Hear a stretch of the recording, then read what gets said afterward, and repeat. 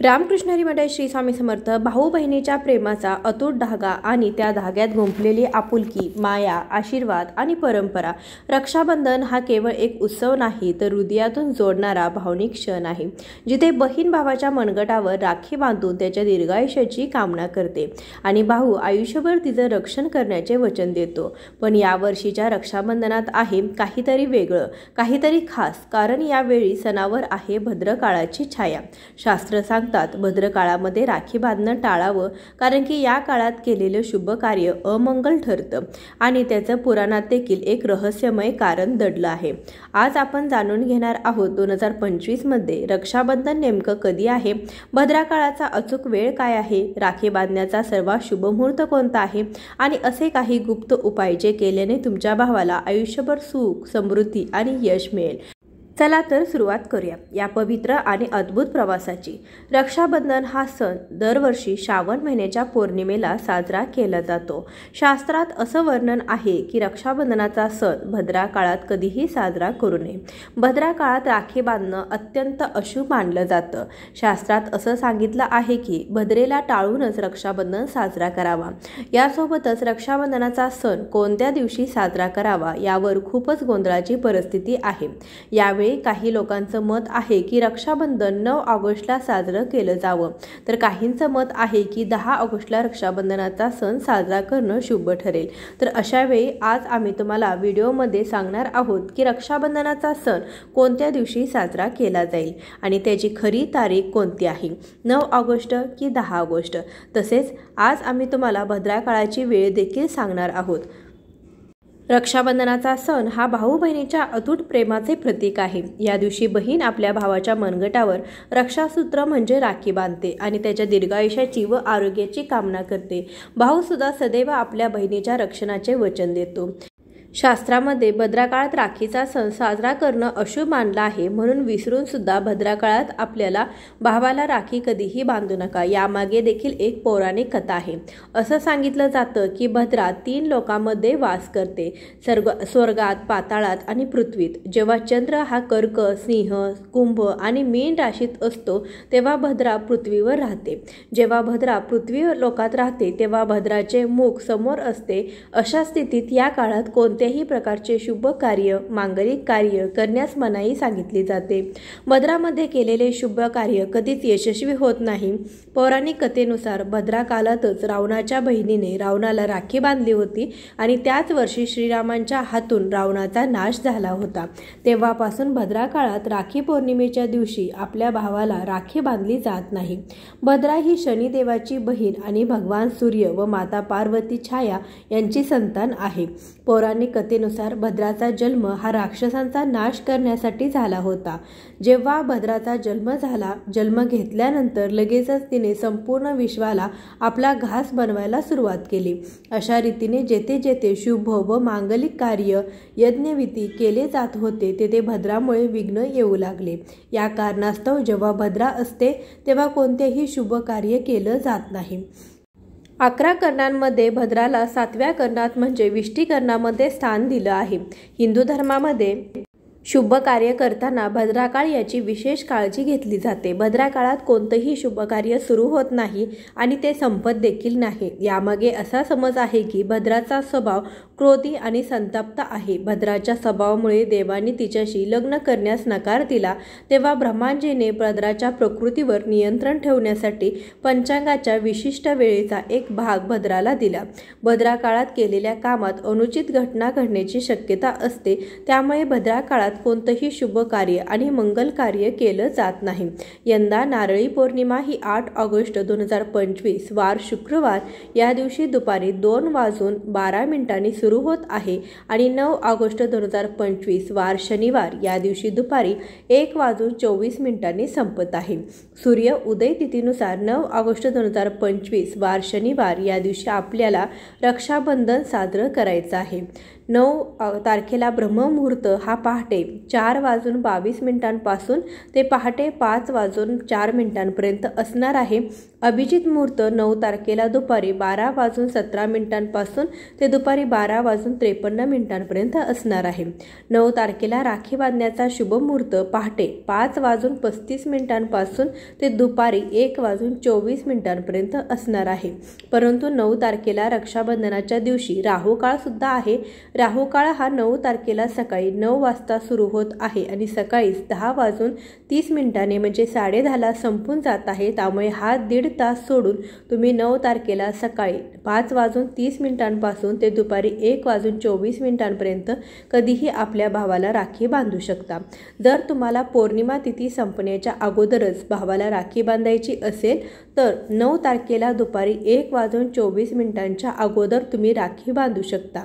परंतु ही पौर्णिमा तिथी सूर्याने बघितलेली आहे आणि उदय तिथीनुसार आपण 9 तारखेलाच पौर्णिमा साजरी करणार आहोत.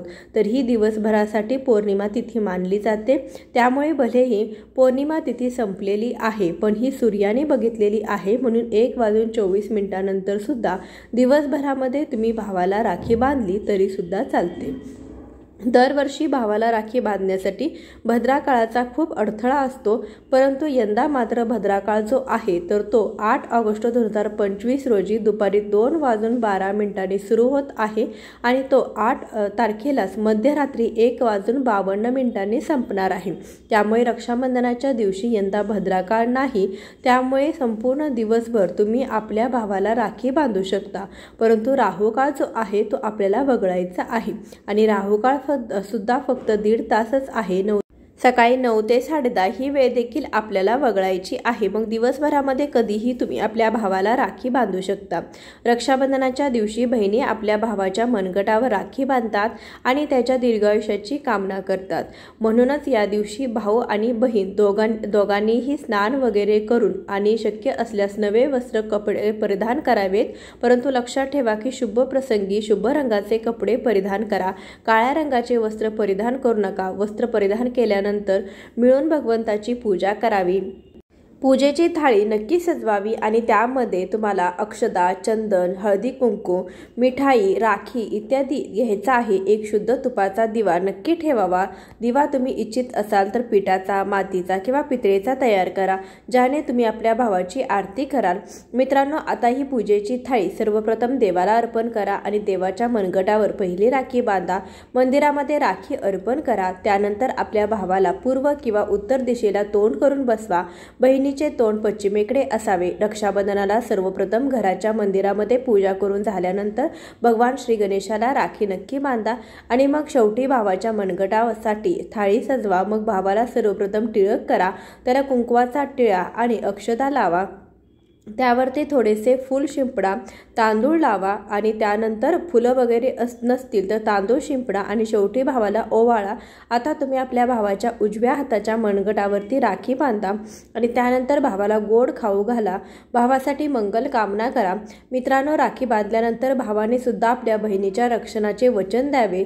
बहीण, मी तुझे सदैव रक्षण करेल. तुला त्रास देणार नाही, तुला ओरडणार नाही, तुझी प्रत्येक हट्ट पूर्ण करेल, तुझी प्रत्येक इच्छा पूर्ण करेल.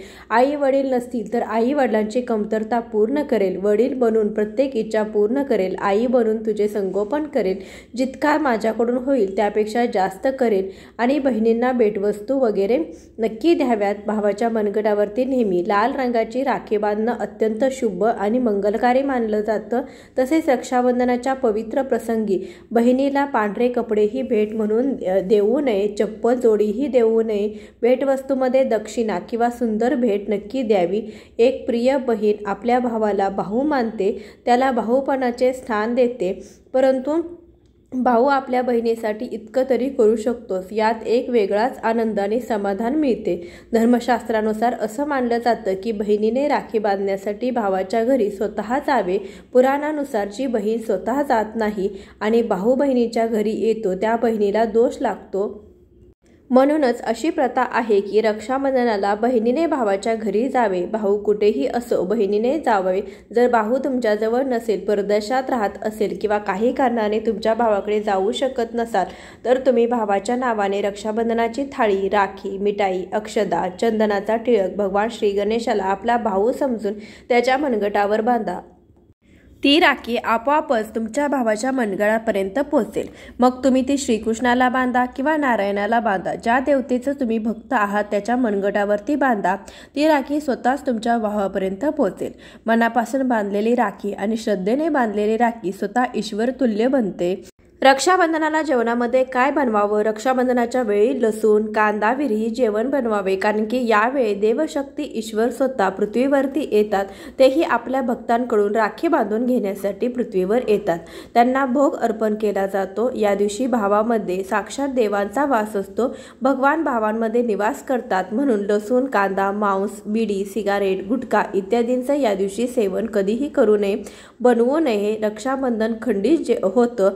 जेवणामध्ये तुम्ही खीर, पुरी, गोड हलवा, गोड शेवया नक्की बनवा. घरात काहीतरी गोड नक्की असावे, कारण की साक्षात भावामध्ये भगवान या दिवशी वास करतात आणि बहिणीला भरपूर आशीर्वाद मिळतो. त्यामुळे गोड पदार्थ तर नक्कीच बनवायला हवा. आपण हिंदू आहोत त्यामुळे धर्मशास्त्राचे पालन तर करावेच लागते. रक्षाबंधनावर एक असा उपाय आहे की जर बहिणीने हा उपाय केला तर तिलाही जगातील कोणतीही शक्ती श्रीमंत होण्यापासून थांबवू शकत नाही. हा उपाय आपल्या घरीही केला जातो. भावाला उच्च पद मिळते, सरकारी नोकरी मिळते, व्यापार मंद असेल तर तो जोरात चालू लागतो. भावाला कधीही कोणाची नजर लागत नाही, अपघातात त्याचा मृत्यू होत नाही. हा उपाय केल्यावर भावा बहिणीचे प्रेम वाढत जाते. सर्वप्रथम भावाला राखी बांधल्यानंतर आपल्या हातात काही रुपये घ्या, मूठ बांधा. नंतर भावाच्या अंगावरून 7 वेळा उतरवा. आता तुमच्या मुठीतील ते पैसे घेऊन त्यातून राखी खरेदी करा. ती राखी पिंपळाच्या झाडाला किंवा कुठल्याही धार्मिक वृक्षाला बांधा. त्या वृक्षाला टिळक करा, गोड भोग अर्पण करा किंवा त्या वृक्षाला राखी बांधल्यामुळे तुमच्या भावाचे रक्षण होईल, त्याला विजय मिळेल. असं केल्याने बहीण आणि भाऊ दोघांचेही भलं होईल. भावाला नजर दोष, कालसर्प दोष, पितृदोष, राहू दोष, शनी दोष, भयंकर गरिबीचा दोष कधीही लागणार नाही.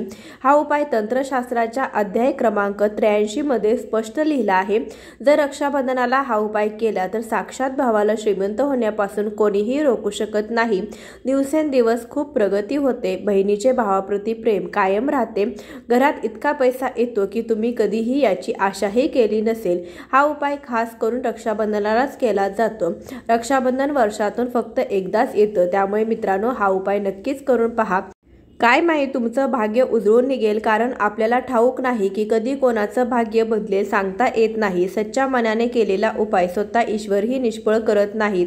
आणि जर एखादी बहीण भावासाठी हा उपाय करत असेल तर स्वतः ईश्वरही हा उपाय वाया जाऊ देत नाहीत, कारण की यात बहिणीचा आशीर्वाद असतो, तीच प्रेम असतं, ममता असते, भावाप्रती खरी श्रद्धा असते आणि ह्याच श्रद्धेला पाहून ईश्वरही हा उपाय सफल करतात.